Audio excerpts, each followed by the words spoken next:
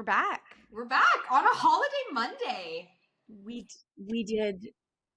We took some time. We just wanted to regroup and recalibrate. Calibrate, yeah, that's Yeah, the we were already word. collaborating. We're already collaborating. We've been collaborating. Yes.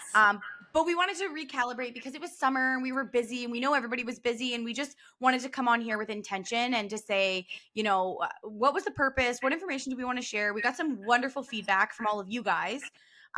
So although we don't have, a massive audience, our audience is super engaged. Very engaged audience. Exactly. Gives us feedback. Plus, can we just we need breaks too. Yeah. We just do. We're busy people and life's crazy. Life is crazy. Ashley's been casually opening a business. Can you hear my kids screaming? I actually can. Yes, I can. Oh my goodness. Hold on. Un moment. La pause.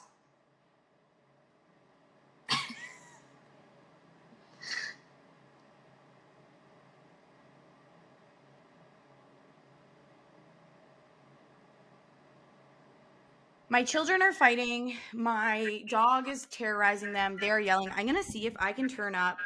My microphone has a noise reduction thing. Feature? Yeah. Like it's made for moms that have podcasts. Do I know how to do it? I have no idea. You know what? I feel like, guys, this might not be something we can achieve right now. Mm-hmm. But if the sound is bothering you and my kids are screaming, I wholeheartedly apologize. But can this just give you a little bit of like a sneak peek Yes. into my day, into my life? My kids are constantly screaming, constantly fighting. I was just talking to Ashley about how I rage cleaned my entire home because my kids don't listen and they don't clean up their stuff. Yep. So that's where we're at. So that's where we're at. So you know what? It is truly what it is. Yeah. I actually want to dive in before we actually have a good plan today of the things we want to chat about. And I found an article that I actually wanted to start this conversation with. And the article is from CTV News, and it was published yesterday. Okay. Whoa. And this is actually on the topic of, and I know I like to talk about news. I like to talk about stuff in the news with women's health specifically. But I actually think this really is related to what we are talking about today, kind of like parallel to. Mm-hmm. The article says 3 blood biomarkers may give women a picture of their heart disease risk decades in advance, study shows. And so the reason why I wanted to bring this up is because these are things I actually routinely test in patients. And I actually think just the masses need to know. If you're not a patient of mine, if you're getting blood work from someone else, like you need to know that these 3 tests, not only are they, do they have utility in a lot of different things that I do, and you'll understand why, but they can give you a window into your heart disease risk decades in advance. And I think that this is what I really like about the test I do, what Ashley knows, I talk about it all the time, the insulin glucose challenge. Yeah. Because essentially, when we do our typical blood sugar testing, we're just looking to see, if the job's getting done. We're not asking at what cost. How hard are we working to get the job done, right? We're just saying, is the job done? Are you storing sugar? If the answer is yes, we check the boxes and we move right on. Mm-hmm. So when I'm looking at insulin, I'm looking at the behind the scenes, behind the curtain.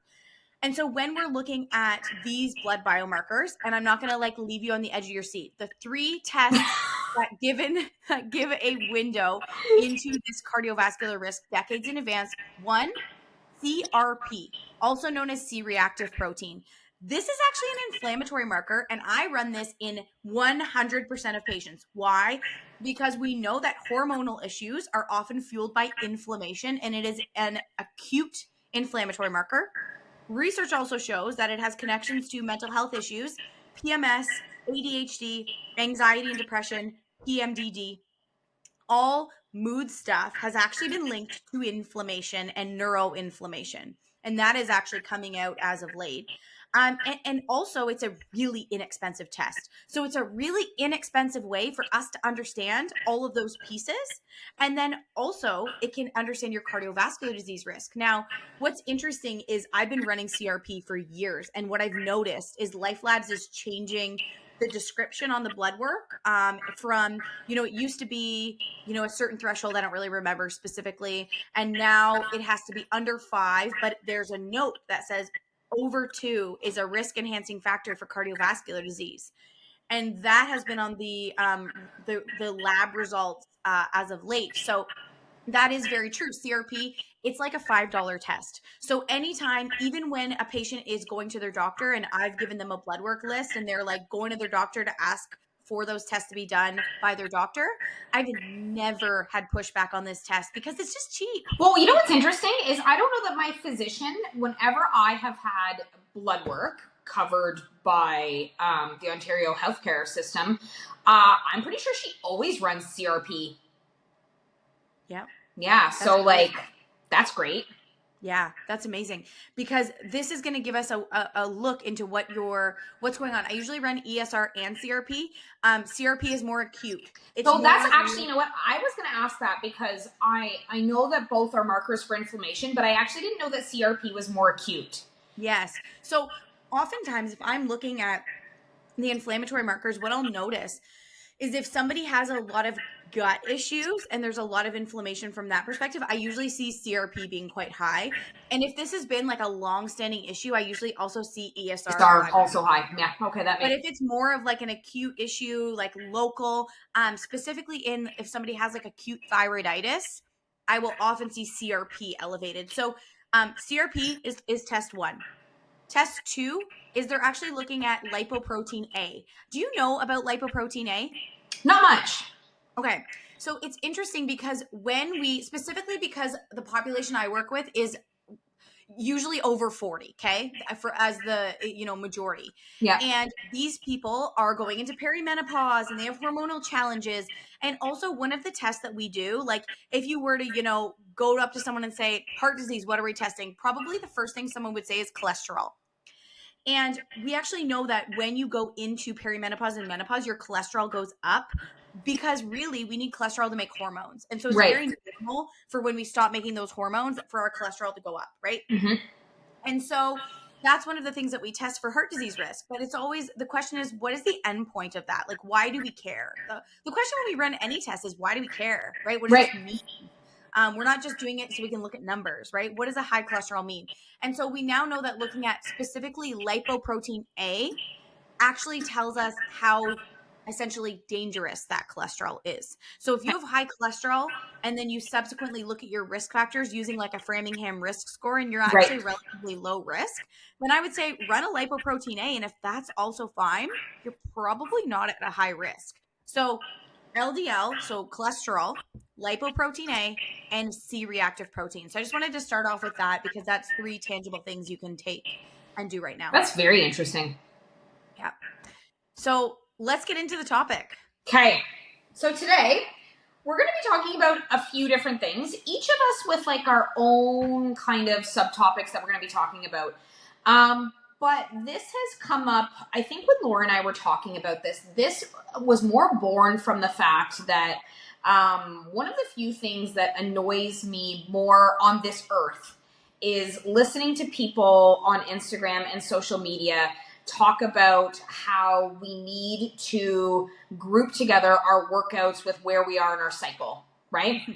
There's very, very few things I think that light us both up besides like maybe happy juice and this.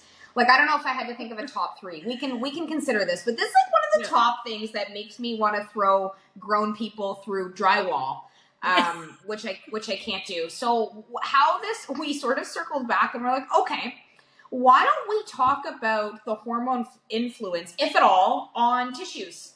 Mm-hmm. Is there a difference in injury profile? When should we adjust and why? Do hormones matter? Question mark. Right? And just to interject, we're not asking, should you be exercising with your cycle? We still think that's a no. But what we're trying to understand in the context of this conversation is that if you have hormonal issues, how is that impacting your risk of injury? Right. And then, so what I sifted through a bunch of research preparing for this. And what I want to leave you guys right off the hop today, I just want you to like burn this into your brain because I think it's super important and encapsulates a lot of what we're going to be talking about moving forward. So from a training perspective, one of the things I want you all to learn today is women are not small men. We're just not, okay? We can't look at these populations the same. We can't treat them the same because they are not the same.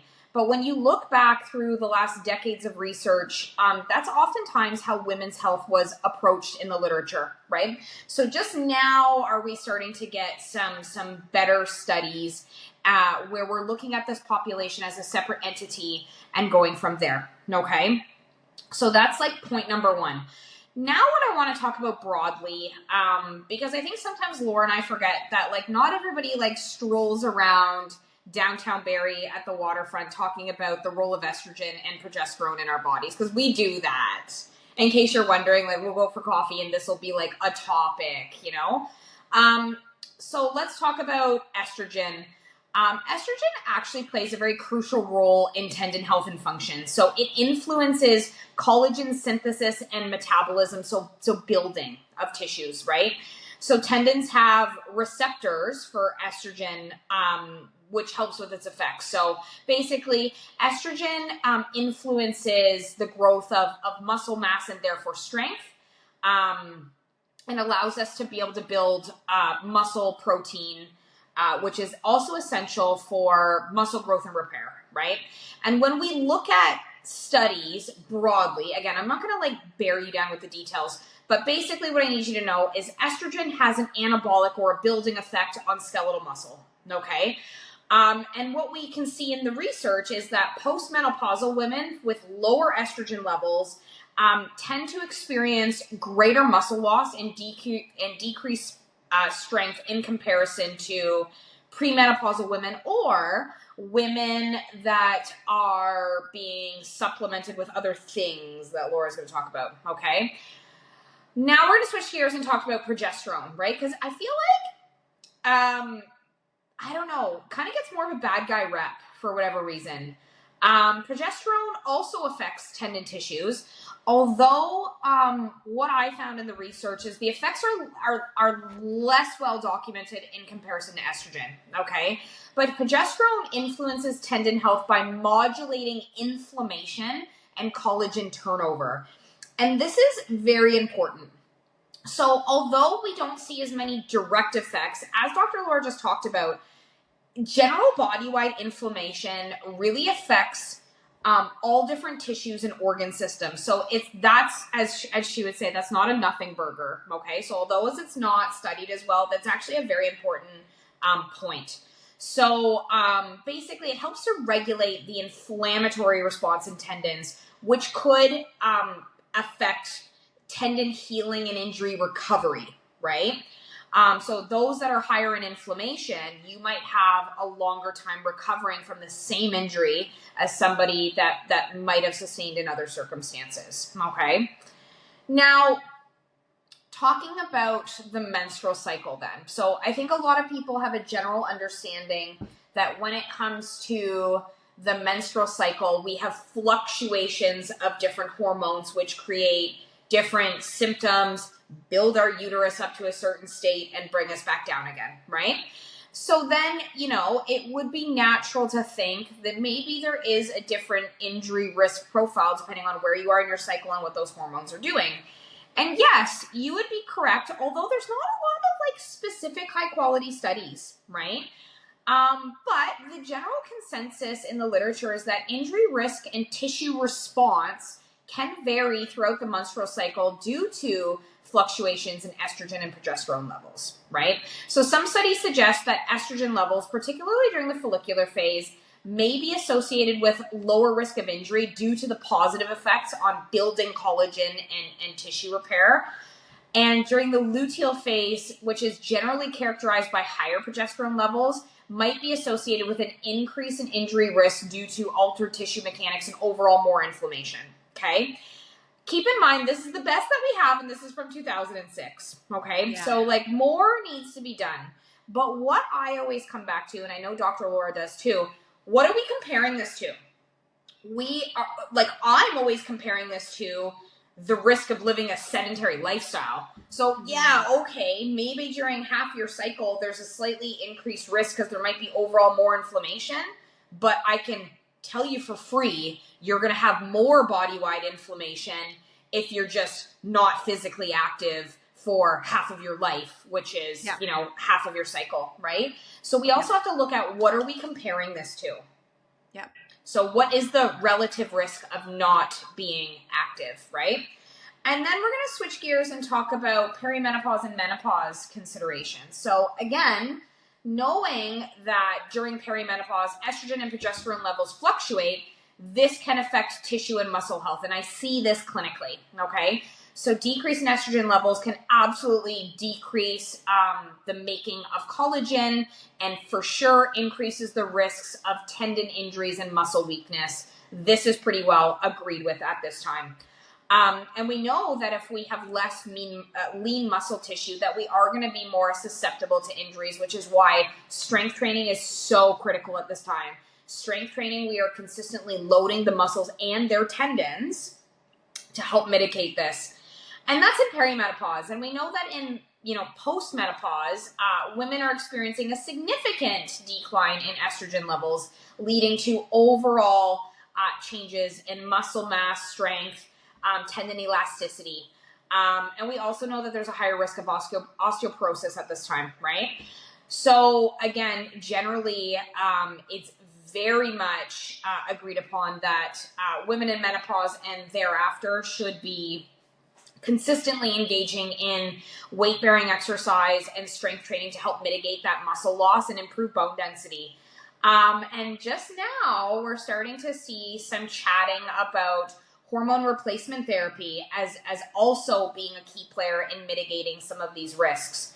But from a personal perspective, so like research aside, as somebody who works with almost exclusively women, I can see personally like a hard switch in menopause in terms of the style of training and what serves this population more. Super consistently, I see, and when I listen to other podcasters that work prominently in this space, they all report the same thing. So it's so cool to see.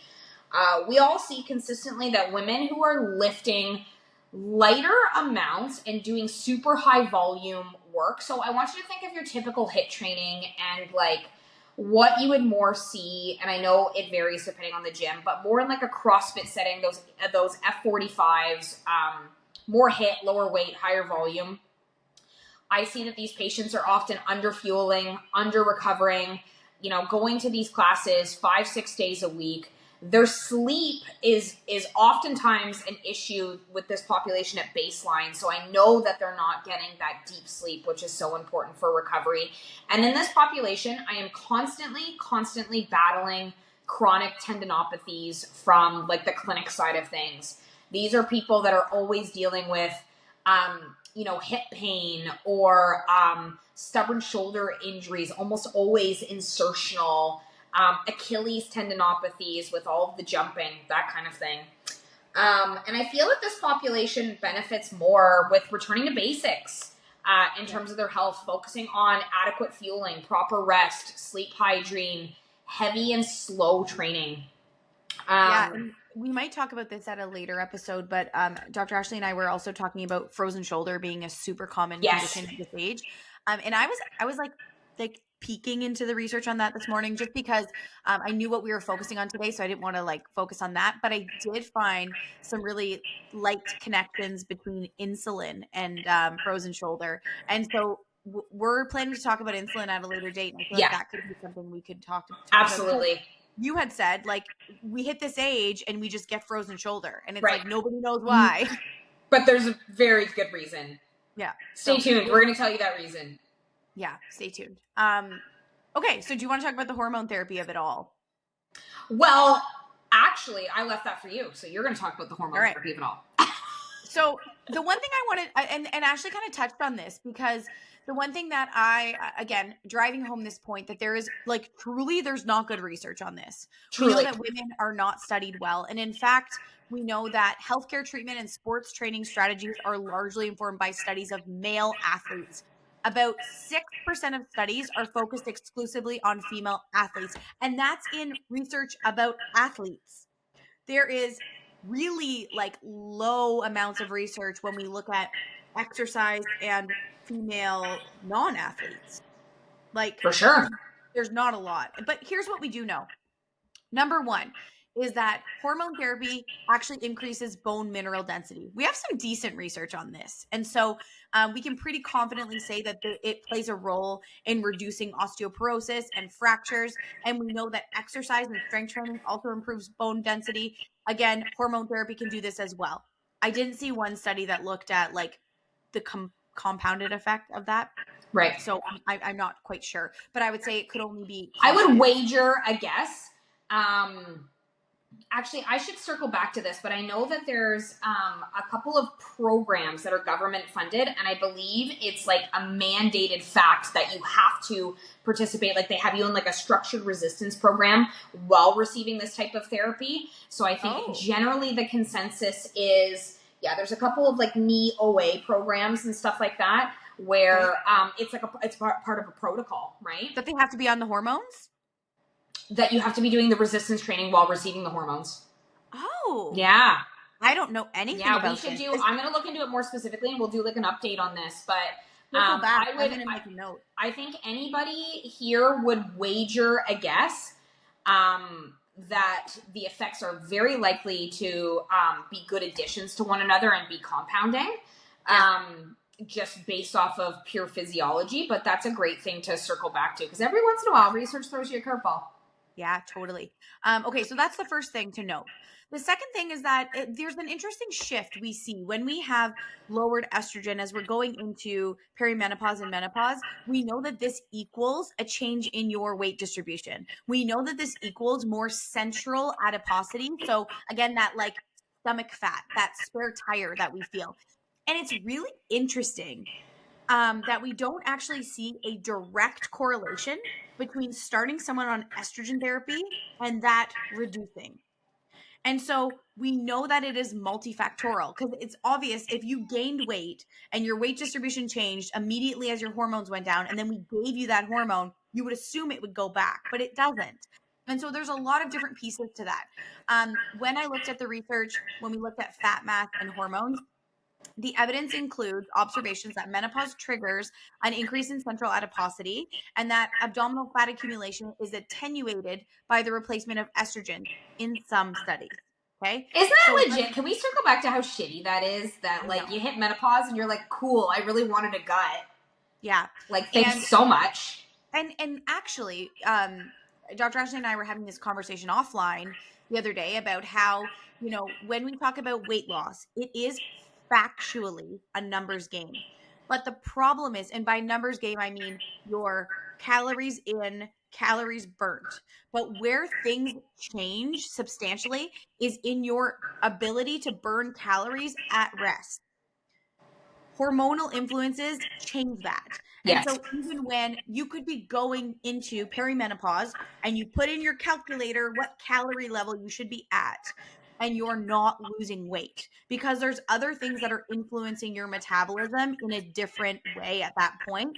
So the numbers are not numbering at that point. So you can take two people. We'll use Laura and I for instance. Let's say that the calories needed to keep Laura alive and functioning is 1,500 I call it the laying on the floor all day. The laying on the floor all day calorie burning. So if it requires about 1,500 calories to keep Laura alive, and because she's doing all of the things, she has like a certain, health profile, and then A. Barker, it only, it takes me, let's say, I only need 1,200 to stay alive, right? And then let's say both of us as friends, we're going on a diet together. We're going to lose weight, right? And Laura is putting herself at a calorie deficit, let's say, of 1,400 calories a day. She's going to lose weight versus I only need 1,200 to stay alive, right? Right. So I will not be losing weight, even though we both probably inputted the same stuff in the same calculator, right? And then let's say in 10 years, we do a study where Laura at, what did you say, 1,400 calories was my weight loss amount. Right. Let's say that in 15 years, I now develop a thyroid issue. Now, my calories at rest are not probably going to be the same. I'm probably going to burn less. Correct. And so I would actually need to be in a higher deficit, but I wouldn't know that from a calculator, right? So No. this is how we look at hormones playing into that. But again, when we come back to the hormone therapy, there was research looking at the combination of hormone therapy and exercise. Today we're talking about exercise, and what this found. So I'm going to talk about two studies. One study found that when we combined exercise with hormone therapy, this did not impact body fat mass or body fat percentage. But what I do want to note is that this study was not specifically comparing hormone therapy versus not. They just found that as like a side note. They were like, and also hormone therapy didn't matter. Okay.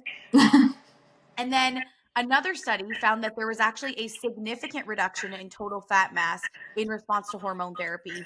And it was actually reductions in measures of central adiposity when we combined exercise with hormone therapy. So what am I trying to say here? I'm trying to say that when we look at the research and somebody has low estrogen and they have higher fat mass as a result of lowered estrogen, when we directly give that human estrogen, the research is not consistent with it reducing that weight problem. But what we're seeing in the research right now is that when we combine exercise plus hormone therapy, we actually are seeing a reduction in fat mass versus no hormone therapy. That's interesting. And I don't know if you would know this off the top of your head because I wouldn't expect it, but how long are these studies? Mm, Like, what's the timeline that they cover? Because honestly, like a lot of this stuff, I find, straight from my world, it takes a lot of consistent effort for longer than people think in yes. order to see body composition changes. So I always wonder with these tests, and what I always look at as a clinician is like, is it over like 6 weeks? Because like, Right. no, you're probably not going to see those changes in that time frame because I have a whole career behind me that suggests that it takes longer than that. Yep. I'm just looking to see because that would be the key thing. They also did I also wondered how long. Okay, so the exercise intervention was a 2-month low intensity conditioning program that focused on a range of motion and flexibility, followed by 9 months of weight bearing exercise training. Okay, that's not nothing. They get And props they for were that. required to attend minimum of 3 exercise sessions per week. Okay. And their HRT, their hormone replacement therapy, was for the duration of the treatment. You know what I'd really like to see? So for sure, I can tell you for free for body weight exercises, they had them doing like air squats, maybe push-ups. So it's just their body weight. So we're not progressively loading the tissues. It doesn't sound like there's not weights added to it. So it'd Wait, be it. exercise prescriptions were individualized and updated on a weekly basis. I'm looking more, but keep talking. Cool. So what I would like to see is if there, if this study didn't, if one would be willing to add progressive weight training where we Mhm. are progressively adding weight, not just like reps and sets. Not that I'm not saying that's wrong. I'm thinking this is a really great step in the right direction in terms of how consistent it was. Because honestly, I'm pleasantly surprised. But I'd also like to see. I think to see a lot of the muscle mass and the fat changes, we want to see progressive overload of tissues and those weights getting heavier over time. But this isn't bad. It just highlights more room to grow. Totally. And I couldn't find the specifics. I'm sure it's in the study, but I'd have to like look a bit Really look deeper. through it. Yeah. But yeah, so it was actually a decent study No, looking it at. is decent for sure. The other thing that I wanted to notice is that, or I wanted to note, is that they actually included the oral glucose tolerance test as well. Now, I talk about the insulin glucose challenge, which is different than the oral glucose tolerance test, but they also looked at the insulin response. And what they found is that the oral glucose tolerance was unchanged in response to the estrogen therapy, but the insulin response was significantly reduced. What does Ooh. this mean? So if we think about glucose as this, the way I describe it is glucose is the thing, insulin is the hormonal response to the thing. If the hormonal response to the thing is over exaggerated, if we're making way too much insulin for the amount of glucose that we have, we're in trouble because Yeah. of a number of things. We're going to store way too much. We're not going to be in a fat burning mode. we're going to have inflammation. Like there's so many reasons why having too much insulin is a problem. And so what we saw here is that the insulin response to glucose, essentially their bodies were no longer over exaggerating to the sugar that they were exposed to. So That's awesome. that was cool. And then number 3 is when we look at hormones and muscle mass. This was actually 12 randomized clinical trials exploring the role of estrogen on muscle mass. And they found that hormone therapy users lost less muscle mass versus those not on hormone therapy. Again, in this study, they said it was not statistically significant. And this study also didn't look at anyone with a lower muscle mass at baseline. And they said that they think this could be beneficial for further research, and then did no further research. And again, at what point do we leave it up to the individual as well? Like maybe to that individual, it's like, not losing as much muscle mass in perimenopause and menopause. Like when I chat with my female patients, like they are the funniest people. Like I'll be like, and what are the changes you've noticed entering menopause? They'll be like, you see these arms? Yeah. It's like, the arm fat. Where did this come from, right? Yep. So when you talk to these individuals and you're explaining benefits versus risks and what this might, the various ways this might provide them with benefits, maybe for them, losing less muscle mass is actually personally very relevant to them too, right? Yeah. Yep. And another study that looks, so again, my point to all of this is there's not great research, but the research that we see is actually quite promising. Right. When we look at another systematic review, it was 23 human studies showed a small significant benefit of hormone therapy in preserving skeletal muscle strength, translating to approximately 5% greater strength in hormone therapy users compared with control. However, the type, dosage, and duration of hormone therapy among these studies were not consistent and varied greatly. For sure. I can believe that very much so. So that is the 411 on exercise and hormones. I hope you guys took away some valuable pieces of information from this. And yeah, in conclusion, hormones are something that we need to consider when we're talking about strength training. Not only our risk of injury and how we might modify movements, but how we might actually change some things to create a protective effect. And the last thing that I thought was really interesting is that when we looked at studies, patients on or participants on oral contraceptives actually showed to have a decrease in ACL injuries and ACL laxity versus people not on oral contraceptives. So again, very interesting. Yeah. So another window. It's cool to see all of these effects from different types of research as well, right? Yeah, exactly. Super cool. And then the other thing you need to remember is that as a woman, you're not a small man. Very important. Totally. I hope everybody enjoys the rest of their day, and we'll see you next week.